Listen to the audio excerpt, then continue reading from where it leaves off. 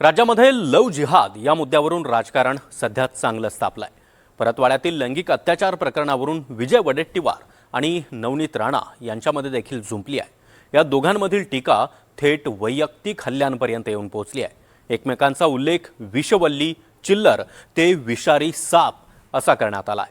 नेमकं काय घडतंय, या दोघांमध्ये कशा प्रकारे या दोघांमध्ये झुंपली आहे पाहूयात।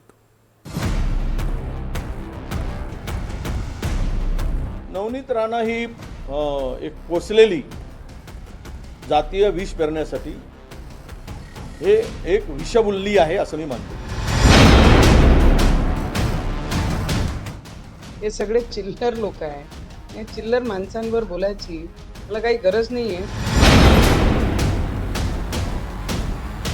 अमरावतीच्या परतवाड्यातील लैंगिक अत्याचार प्रकरणावरून राजकारण चांगलंच तापलंय। भाजपच्या नेत्या आणि माजी खासदार नवनीत राणा यांनी केलेल्या जातीयवादी वक्तव्यानंतर काँग्रेसच्या विजय वडेट्टीवार यांनी राणांवर जोरदार हल्ला चढवलाय। नवनीत राणा म्हणजे जातीय विष पसरवण्यासाठी पोचलेली विषवल्ली असल्याचा घणाघातच वडेट्टीवार यांनी केलाय। नवनीत राणा ही एक पोचलेली जातीय विष पेरण्यासाठी हे एक विषबुल्ली आहे असं मी मानतो।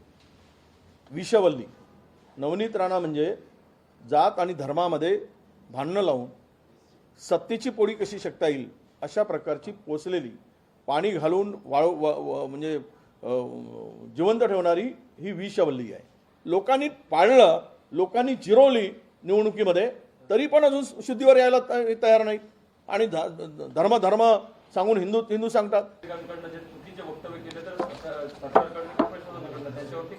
नाही, नवनीत राणावर ज्या जाती आणि धर्मांध भाषेचा वापर केला आहे, धर्मांधता पसरवली, विषमता पसरवली आणि दोन समाजामध्ये तेढ निर्माण होणारे वक्तव्य केल्यामुळे नवनीत राणावर गुन्हे दाखल झाले पाहिजेत, त्यांना अटक झाली पाहिजे अशी आमची मागणी आहे।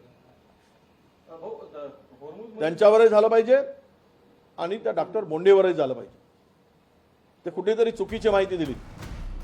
आता गप्प बसतील त्या नवनीत राणा कसल्या?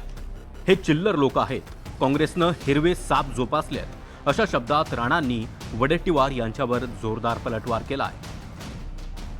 हे सगळे चिल्लर लोक आहे। या चिल्लर माणसांवर बोलायची मला काही गरज नाहीये। पण एक मी सांगू शकते की काँग्रेसनी हिरवे विषारी साप पोसून ठेवलेले म्हणून एवढे वडवड करतात। कारण हा सगळे प्रकार आत्ता बाहेर कुठे येऊन पडत आहे। काँग्रेसच्या काळामध्ये हे हिरवे विषारी सापांना जपण्याचं काम आणि त्यांच्यावर हा सगळे प्रकरण दाबण्याचं काम काँग्रेसने केलं होतं, पण आता ते बाहेर निघत आहे। पण हे हिरवे विषारी जेवढे साप आहे ना, त्यांना ठेचण्याचं काम आमचे देवेंद्र फडणवीसजी आणि आमचे देशाचे प्रधानमंत्री हे करणार आहे, त्यांना सोडणार नाही। नाशिकमधला कॉर्पोरेट जिहाद आणि अमरावतीच्या परतवाड्यातील लैंगिक अत्याचार प्रकरणावरून भाजपच्या आमदार देवयानी फरांदे यांनी ही आक्रमक भूमिका घेतली आहे। मुस्लिम मुलांना महाराष्ट्रात राहायचं असेल तर आमच्या कायद्यात राहावं लागेल, हे देवाभाऊंचं राज्य आहे असा इशाराच देवयानी फरांदेंनी दिलाय।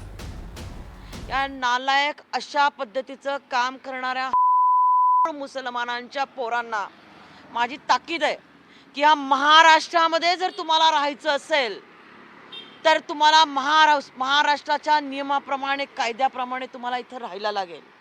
महाराष्ट्राने धर्मांतर बंदीचा कायदा आणलेला आहे। जर धर्मांतरणासाठी जर आता इथून पुढच्या कालावधीमध्ये जो कोणी अशा पद्धतीने सापडेल, त्याला मदत करायला सापडेल, त्याला देवाभाऊचं राज्य तर सोडणार नाही।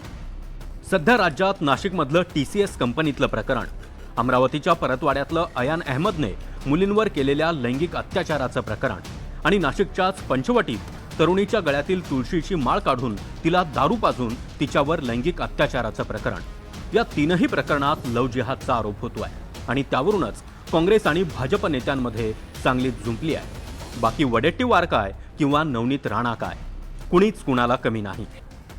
Bureau report, NDTV Marathi.